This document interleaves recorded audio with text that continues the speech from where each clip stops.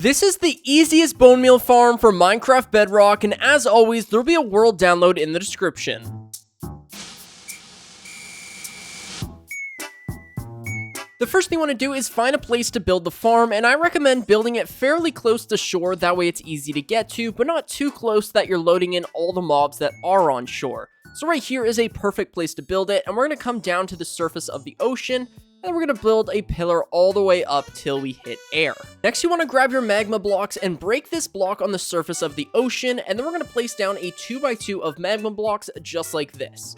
Grab your blocks again and place down 3 more blocks to create another layer of blocks over top of the magma, and then we're going to come underneath and break our pillar that we placed before. The next thing you want to do is place down a temporary block underneath of the magma, and then we're going to build a 2x3 platform using our building blocks. Go ahead and break that temporary block now, and then we're going to grab our chest and place down a double chest at one of the ends here. Go ahead and break this block now and run a hopper into that chest. And then we're going to grab our rails and place down normal rails on all of these blocks except for one of these 2 blocks. Go ahead and place down a powered rail on that one, and then go ahead and turn that on with a lever just like this.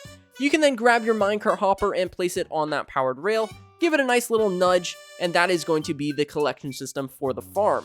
Now grab your blocks, and we're going to place down 3 blocks on this side just like so.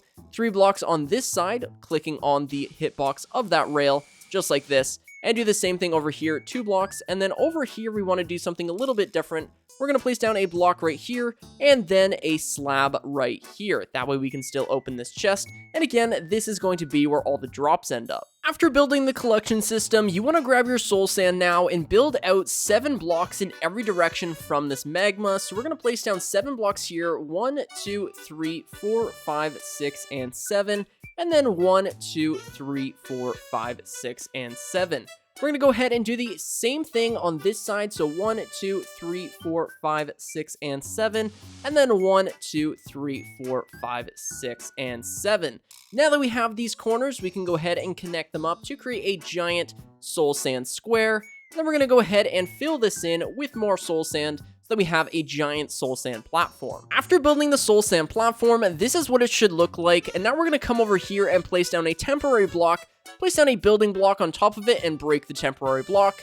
And now we can go ahead and create a giant rim all the way around the platform. After building the rim of the farm, in every corner of the farm, we're going to place down 3 blocks right here, and then place down a stair right here, a stair right here, a stair right here, and a stair right here. And then grab your blocks and place down a block in this corner, and then on top of these 2 stairs. And we're going to do this in every corner of the farm. And once you've done that in every corner of the farm, I want you to go ahead and place stairs on every single one of these blocks, going around to complete the rim. And then we're going to go ahead and place down water on every single one of those soul sand blocks. And the easiest way to do that is just go around and place water on one side of the farm, and then do the exact same thing over here to create a giant pool of water. And these are going to create a bunch of water sources, and you're going to have to go ahead and break these temporarily, just so that you can create, again, the giant water source that's going to cover every single one of those soul sand blocks.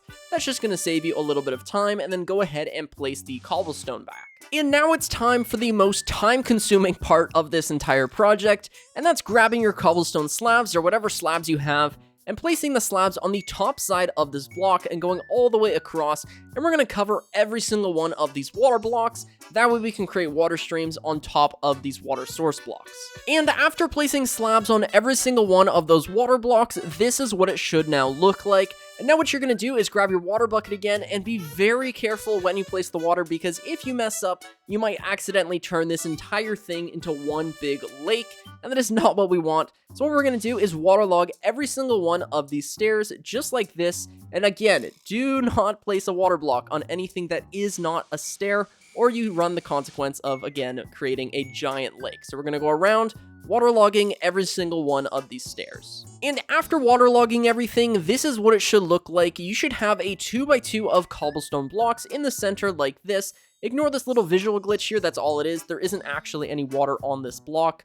But again, you should have a 2x2 in the center, and if you don't, you either A, built it wrong and it's the wrong dimensions, or B, you did the dreaded and you made a lake. So you have water source blocks where there shouldn't be, so you might have to go and check that. But when you are done, you should have a 2x2 in the center. And once again, now for another time-consuming part, and that is going to be breaking every single one of the slabs we just placed. We have our water streams, we are now done with them, so we're going to go around and break every single one of the slabs. And after breaking all the slabs, this is what it should look like. You have your 2x2 of cobblestone in the center here, and again, you have all of your bubble columns.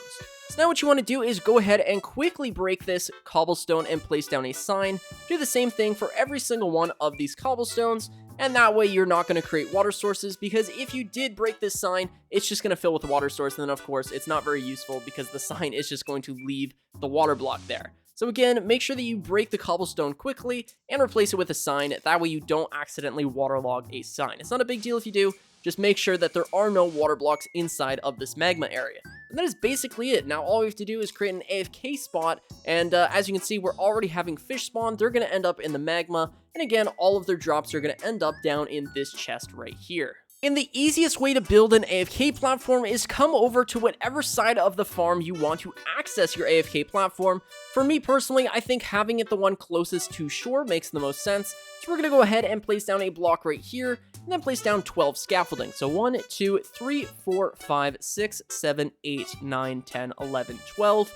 And after doing that, just build out with 9 blocks. So 1, 2, 3, 4, 5, 6, 7, 8, 9. And this block right here should put you over top of the magma. And what that's going to do is allow every single one of these soul sands to have an opportunity to spawn your fish in.